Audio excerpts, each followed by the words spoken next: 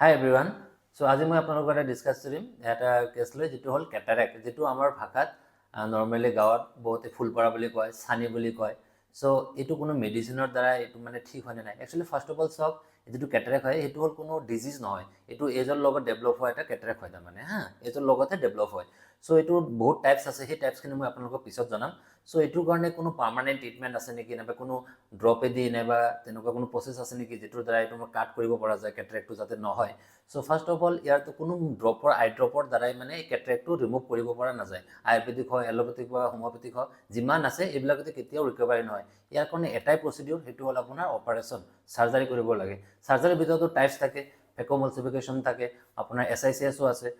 এইটো হ'ল প্ৰচিডিউৰ। কাৰণ চাওক, আমাৰ যিটো চানি পৰে, চানিটো আমি কেতিয়াও ড্ৰপেদি বেক কৰিব নোৱাৰি, কিন্তু কেতিয়াবা প্ৰচিডিউৰ থাকে, কিবা মেডিকেশ্যন থাকে, যিটো দিলে মানে কি হয়, আপোনাৰ কেটাৰেক্টটো যিটো ডেভেলপমেণ্ট হয় সেইটো অলপ শ্ল' কৰিব পৰা যায়, কিন্তু এইটো বেক কৰিব পৰা নাযায়।